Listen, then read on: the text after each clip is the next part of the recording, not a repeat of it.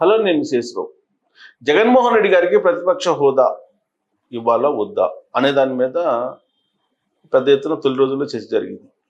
ఇవ్వడానికి అవసరమైనటువంటి అర్హతలు లేవు జగన్మోహన్ రెడ్డికి అని చెప్పి చాలా క్లియర్గా అసెంబ్లీలో స్పీకర్ గారు చెప్పారు, డిప్యూటీ స్పీకర్ గారు చెప్పారు. మరి ఆయనకి ప్రతిపక్ష హోదా ఇవ్వాలి, ప్రతిపక్ష నాయకుడి హోదా ఇవ్వాలి, క్యాబినెట్ ర్యాంక్ హోదా ఇవ్వాలి అని చెప్పి వైఎస్ఆర్ కాంగ్రెస్ పార్టీ వాళ్ళు 2024 ఫలితాలు వచ్చినప్పటి నుంచి డిమాండ్ చేస్తూ ఉన్నారు. అది సాధ్యపడదు అని చెప్పి చెప్తూ ఉన్నారు. చట్టాలకు అనుగుణంగానే చేస్తాము, రాజ్యాంగానికి అనుగుణంగానే ఏదైనా చేయగలం, కానీ వాటికి విరుద్ధంగా చేయలేమని చెప్పి చెప్తున్నారు. దానికి కారణం ఏంటి అని అంటే, ఆల్రెడీ ఆంధ్రప్రదేశ్ అసెంబ్లీలో తెలుగుదేశం పార్టీ ఉంది, జనసేన ఉంది, వైఎస్ఆర్ కాంగ్రెస్ పార్టీ ఉంది, బీజేపీ ఉంది. దీంట్లో హైయెస్ట్ వచ్చినటువంటి వాళ్ళు అధికారంలో ఉంటారు, ఆ తర్వాత వాళ్ళు ప్రతిపక్షంలో ఉంటారు అసెంబ్లీ బులెటిన్ ప్రకారం. పోనీ అది కూడా కాకుండా అధికార పక్షం విపక్షం అని తీసుకున్నా కానీ జగన్మోహన్ రెడ్డి గారు చెప్తున్న దాని ప్రకారం కౌల్ అండ్ షక్దార్ రూల్స్ ప్రకారం 10% మినిమం వచ్చి ఉండాలి. మరి 10% సీట్లు వచ్చిన్నాయా జగన్మోహన్ రెడ్డి గారికి అంటే 11 వచ్చాయి. 18 వస్తే ఆయనకి ప్రతిపక్ష హోదా ఇచ్చిండేవాళ్ళు చట్టం ప్రకారం. ప్రజలు ప్రతిపక్షానికి కూడా పనికిరారు, ప్రతిపక్ష హోదా కూడా ఇవ్వడానికి నిరాకరించినప్పుడు ప్రజాకోర్టులో మరి చంద్రబాబు నాయుడు గారు లేదంటే స్పీకరు అయ్యన్న పాత్రుడు గారు ఎలా ఇస్తారు? ఒకవేళ ఇస్తే ప్రజల తీర్పుకి భిన్నంగా వీళ్ళు వ్యవహరించినటువంటి వాళ్ళు అవుతారు కదా, ప్రజాకోర్టులో వీళ్ళు నిందితులుగా మిగిలిపోతారు కదా. ఇదొక అంశం. రెండు, దీనికి లాజిక్ ఏం చెప్తున్నారు వైఎస్ఆర్ కాంగ్రెస్ పార్టీ వాళ్ళు? అప్పట్లో రామారావు గారు 94లో గెలిచినప్పుడు కాంగ్రెస్ పార్టీకి 26 ఎమ్మెల్యేలు వచ్చాయి కదా. 26 ఎమ్మెల్యేలు వచ్చినప్పుడు అప్పుడు 10% లేదు కదా, 294 అసెంబ్లీ సీట్లు అప్పట్లో. మరి 10% లేవు కదా, 30 ఉండాలి కదా. సో మరి 10% లేవు కదా, 10% లేవు కాబట్టి మీరు ప్రతిపక్ష హోదా ఇవ్వకూడదు కదా అప్పుడు కాంగ్రెస్ పార్టీకి. మరి 26 మంది ఎమ్మెల్యేలు ఉన్నప్పటికీ కూడా అప్పుడు పి జనార్దన్ రెడ్డి గారికి మీరు ప్రతిపక్ష హోదా ఇచ్చారు కదా, అలాంటప్పుడు ఇప్పుడు ఎందుకు ఇవ్వరు అనేటువంటి లాజిక్ తీస్తూ ఉన్నారు. అప్పుడు మీరు చూస్తే కనుక మూడో పార్టీ లేదు, కాంగ్రెస్ పార్టీ కన్నా ఎక్కువ వచ్చినటువంటిది ఎమ్మెల్యేలు కలిగిన పార్టీ లేదు. తెలుగుదేశం పార్టీ, ఆ తర్వాత హైయెస్ట్ వచ్చింది కాంగ్రెస్ పార్టీకే. సో దానికి ఇచ్చారు, అది కూడా విశిష్ట అధికారాలు స్పీకర్ ఉపయోగించి. ఆ యాంగిల్లో ఇద్దాం అనుకున్నా కానీ సెకండ్ హైయెస్ట్ పార్టీ జనసేన ఉంది కదా ఇప్పుడు విడిపోయినటువంటి ఆంధ్రప్రదేశ్లో. అలాంటప్పుడు ఎలా ఇస్తారు? ఇచ్చేటువంటి అవకాశం ఉండదు కదా.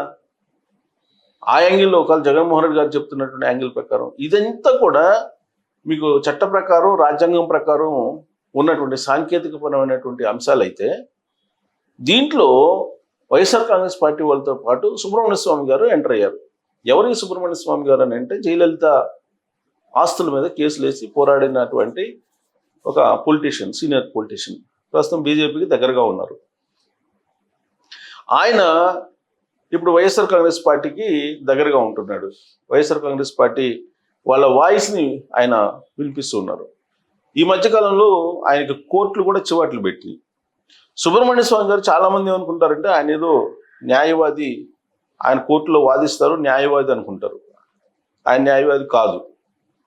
చట్టంలో ఉండేటువంటి లూప్ హోల్స్ ఏవైతే ఉన్నాయో వాటిని బేస్ చేసుకొని ఈయన కేసులు వేస్తూ ఉంటారు. కేసులు వేసి కోర్టుల్లో ఆయన అడ్వకేట్ని పెట్టుకుని వాదిస్తూ ఉంటారు. అలా పాపులర్ అయ్యారు సుబ్రహ్మణ్య స్వామి గారు. జయలలితకి శిక్ష పడిన తర్వాత మరింత పాపులర్ అయ్యారు. ఇప్పుడు జగన్మోహన్ రెడ్డి గారికి సంబంధించి ఆయన ముందుకు వచ్చారు, ప్రతిపక్ష హోదా జగన్మోహన్ రెడ్డి గారికి ఇవ్వాలి అని. ఆంధ్రప్రదేశ్ అసెంబ్లీలో ఏం జరుగుతుంది అనేది సుబ్రహ్మణ్య స్వామి గారికి ఎందుకు, అసలు ఏం అవసరం? సరే, ఆయన జాతీయ నాయకుడు కాబట్టి ఇన్వాల్వ్ అయ్యాడు అనుకుందాం. చట్టాలు గమనించాలి కదా, కౌల్ అండ్ షక్దార్ రూల్స్ని గమనించాలి కదా.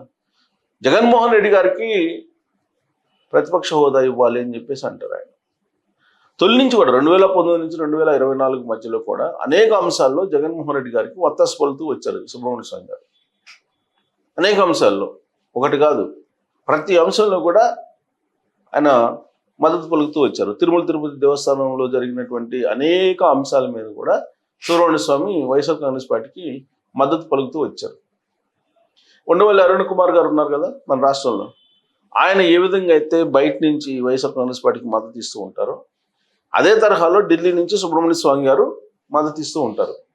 ఇప్పుడు తాజాగా జగన్మోహన్ రెడ్డి గారికి ప్రతిపక్ష హోదా ఇవ్వాలి, ప్రతిపక్ష నేతగా అవకాశం ఇవ్వాలి అనేటువంటి అభిప్రాయాన్ని ఢిల్లీ వేదికగా చేసుకుని సుబ్రహ్మణ్య స్వామి గారు వినిపిస్తూ ఉన్నారు. ఇప్పుడు ఇదే ఒక జాతీయ అంశంగా తీసుకెళ్లాలనే ఉద్దేశంతో వైఎస్ఆర్ కాంగ్రెస్ పార్టీ వాళ్ళు ప్రయత్నం చేస్తున్నారు. మరి చట్టం రాజ్యాంగం తెలిసినటువంటి సుబ్రహ్మణ్య స్వామి గారు కూడా జగన్మోహన్ రెడ్డి గారికి మద్దతు ఇస్తూ ఆ పార్టీ పాలసీలకు అనుగుణంగా ఆయన మాట్లాడుతున్నారంటే తెర వెనుక ఏ స్థాయిలో వీళ్ళ మధ్య లాబింగ్ జరిగి ఉంటుంది అనేది మనకు ఒక రకంగా అర్థమవుతుంది. ఉండవల్లి అరుణ్ కుమార్ గారు కూడా అంతే. ఆయన కూడా ఎప్పుడైనా క్రిటికల్ పొజిషన్ వచ్చినప్పుడు ప్రెస్ మీట్ పెడతారు. ప్రెస్ మీట్ పెట్టి చంద్రబాబు నాయుడు గారిని, తెలుగుదేశం పార్టీని లేదంటే కూటమిని టార్గెట్ చేస్తూ మాట్లాడుతూ ఉంటారు. తాజాగా ఆయన వైఎస్ఆర్ కాంగ్రెస్ పార్టీలో చేరతారనే ప్రచారం కూడా జరుగుతుంది. ఇలాంటి సూడో మేధావులందరూ కలిసి జగన్మోహన్ రెడ్డి గారిని ప్రమోట్ చేస్తున్నారు. ప్రజా కోర్టు అనేమో ప్రతిపక్ష హోదా కూడా ఇవ్వద్దు అని చెప్పేసి తీర్పిస్తే ప్రజలు, ఓటర్లు, దానికి భిన్నంగా మీరు ఆయన ప్రతిపక్ష హోదా ఇచ్చి కూర్చోబెట్టండి అని చెప్పి ఈ పెద్ద మనుషులు చెప్తున్నారు, ఈ సూడో మేధావులు చెప్తున్నారు.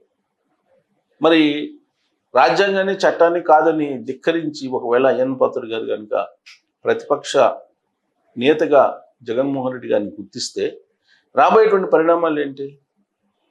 ఖచ్చితంగా తెలుగుదేశం పార్టీ నుంచి కానీ లేదంటే కూటమి పార్టీల నుంచి కానీ వ్యతిరేకత వచ్చేటువంటి అవకాశం ఉంది.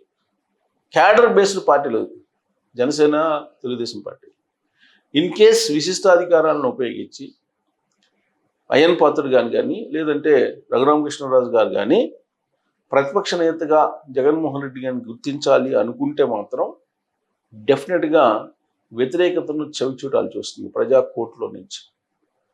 అందుకే ఆచితూచి అడుగులు వేస్తున్నారు. ఎట్టి పరిస్థితుల్లో కూడా అవకాశం లేదు ప్రతిపక్ష నేతగా గుర్తించడానికి, చట్టం ఒప్పుకోదు, రాజ్యాంగం ఒప్పుకోదు అని చెప్పి చాలా క్లియర్గా చెప్తున్నారు. సుబ్రహ్మణ్య స్వామి గారు ఇన్వాల్వ్ అయినంత మాత్రాన ప్రతిపక్ష నేత హోదా వస్తుందా అంటే రాదు. కానీ జాతీయ స్థాయిలో ఒక వాయిస్ వినిపించడానికి జగన్మోహన్ రెడ్డి గారికి ఒక వెపన్గా పనికొస్తారు సుబ్రహ్మణ్య స్వామి గారు. అందుకే ఆయన్ని ఇప్పుడు రంగంలో దించారు. అయినంత మాత్రాన ఏమవుతుంది? జగన్మోహన్ రెడ్డి గారు ప్రతిపక్ష నేత ఇస్తారా, ఇవ్వరా? అసలు ఏంటి సుబ్రహ్మణ్య స్వామి గారు రంగంలో దిగడం వెనుక కారణం ఏంటి అనే దాని మీద మీరు కామెంట్ చేయొచ్చు. Thank you.